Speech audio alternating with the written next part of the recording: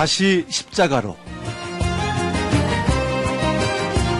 매주 수요일마다 우리의 신앙을 일상의 삶에 적용시켜보는 다시 십자가로 시간을 갖고 있습니다. 오늘도 눈먼 기독교의 저자 광명계명교회 박태양 목사님 자리해 주셨습니다. 할렐루야 목사님 안녕하세요. 네, 반갑습니다.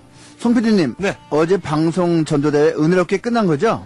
은혜롭게 끝났습니다. 아니요 목사님 어제 목사님도 오셨잖아요. 저 엄청 울었습니다.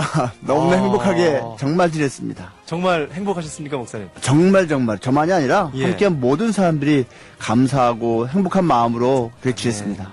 우리 그러니까 광명계명교회도 우리 극동방송 가족들이 있잖아요. 아, 많이 있죠. 그 가족들이 이렇게 한 분을 모시고 왔었는데, 우리 교회에서도 정말 이렇게 함께 하셨잖아요. 그러니까 저는 이제 그 세 가족들이 또 교회에 잘 정착되기를 또 진심으로 기도합니다.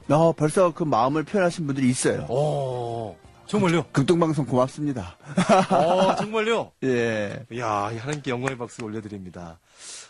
지금 하여튼, 어제 정말 행복했고, 지금도 목사님 앞에 이 모니터 게시판에 글 보이시죠? 아유, 계속 올라오고 있네요. 야, 예. 하여튼 참 하나님은 좋으시고 참 하나님께서 어제 오신 분들 그 기도 제목들 다 기억하실 거고 또 어제 혹시 내가 못 일어섰다 할지라도 분명히 뭔가 하나님께서 그 마음에 뭐라고 할까요? 하나님을 생각하는 마음이 이번에는 좀 이렇게 좀 마음문이 조금만 열렸다면 지금은 좀 많이 열렸을 하여튼 그런 것도 상상해 봅니다, 목사님. 아멘. 네. 정말 기대도 될 것 같아요. 자, 오늘은 어떤 주제로 함께 하십니까? 오늘은요, 예. 예수님을 믿긴 믿는데, 사실 처음부터 흔들림 없는 믿음을 갖기가 어렵잖아요. 그렇죠. 우리 예수님의 제자들도 그랬고, 우리 믿음의 선배들도 그렇고, 지금 우리가 그 과정 중에 들어가 있을 수도 있고요. 예. 그래서요, 이 히브리서 11장에 나와 있는 그 믿음의 선배들처럼, 우리도 끝까지 버티는 믿음을 어떻게 하면 가질 수 있겠는가를 한번 기억해 보면서 대화를 나누고 싶네요. 히브리서 11장.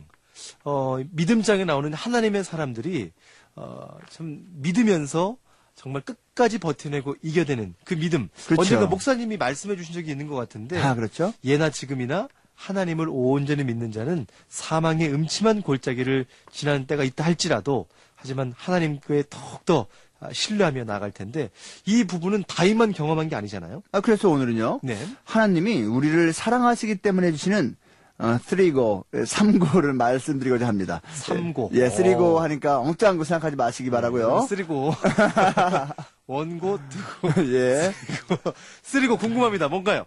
네, 방금 송피디님이 언급하신 시편 23편 4절 이렇게 나오잖아요. 예. 사망의 골짜기. 하나님은 우리에게 때로 필요하기에 고난받게 하신다는 겁니다. 그게 첫 번째 고예요. 예.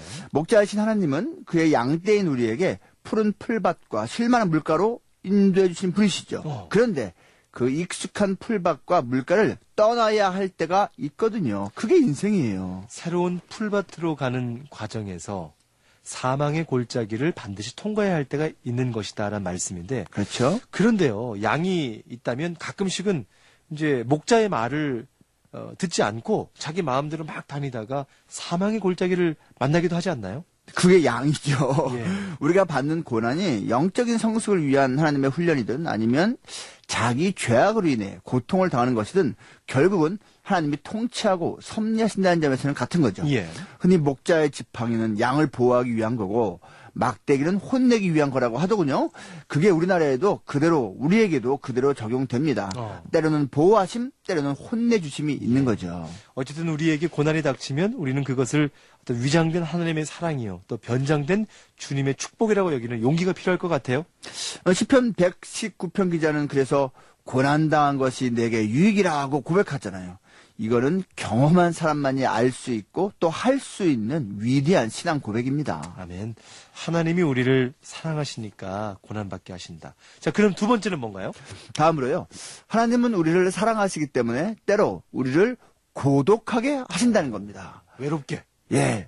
그 사망의 골짜기는 정확히 사망의 음침한 골짜기잖아요. 아하. 죽음의 기운이 있고 적막하고 무섭도록 쓸쓸한 순간을 우리는 경험할 때가 있는데요. 그러한 고독의 때를 우리가 맛보도록 주님이 만드시는 겁니다. 맞아요.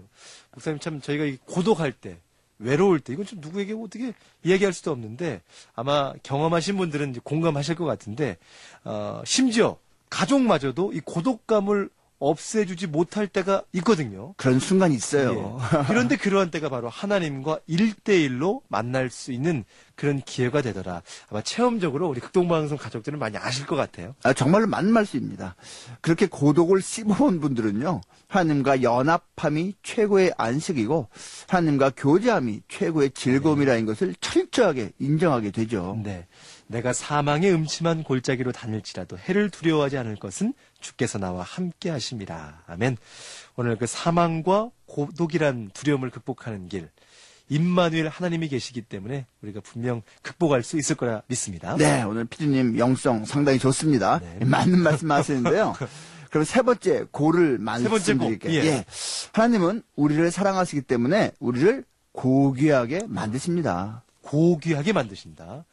고독하게 하신 후에 하나님은 결국 우리를 고귀하게 만드시는 거네요. 그렇죠. 주께서 내 원수의 목전에서 잔치상을 차려주신답니다. 상상해 보십시오. 신나지 않습니까? 하나님이 승리의 파티를 열어준다는 거죠. 그렇죠. 하나님이 승리의 잔을 우리에게 따라주시는데 콸콸 넘치도록 부어주시고요. 기름을 내 머리에 발라주신대요. 아멘. 이게 모두 나를 고귀하게 만들어주신다는 겁니다. 상차림, 넘치는 잔, 기름 바름. 이게 성령 충만을 뜻하는 것 같은데요. 저도 그렇게 공감합니다. 주님이 우리에게 주시는 것이 고난과 고독뿐이라면 그 좀 그렇잖아요. 그렇죠. 주님이 최종적으로 우리에게 고귀함을 주신다는 사실을 꼭 기억해야 합니다. 네. 그래야 인내할 수 있어요.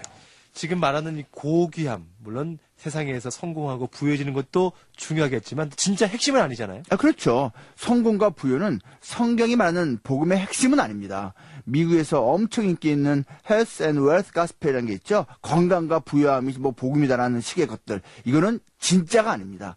성경이 말하는 고귀함은 하나님 자녀됨, 크리스천다움입니다. 그래서 어제 공개방송 때도 제목이 당신을 위한 기적의 선물이 있잖아요. 그렇죠. 뭐 건강일 수도 있고 여러 가지가 있을 수 있겠지만 가장 중요한 것은 진짜 복음, 오늘 하나님의 자녀되는 영접하는 자, 곧 그 이름을 믿는 자들에게는 하나님의 자녀가 되는 권세를 주셨으니 오늘 예수님을 선물로 드린 것 아니겠습니까, 목사님? 맞습니다. 어제 정말 라디오도 주시고 간식도 주시고 이것저것 많이 주셨지만 최고의 선물은 역시 복음 자체였습니다. 그래요. 오늘 하나님이 우리를 사랑하시기 때문에 주시는 그 3고를 오늘 보았습니다. 고난받게 하시고 고독하게 하시고 고귀하게 하신다. 오늘도 다시 십자가로 광명계명교회 박태양 목사님이었습니다. 고맙습니다. 네, 주님이 힘주시면 승리할 수 있습니다. 오늘도 승리하시기 바랍니다.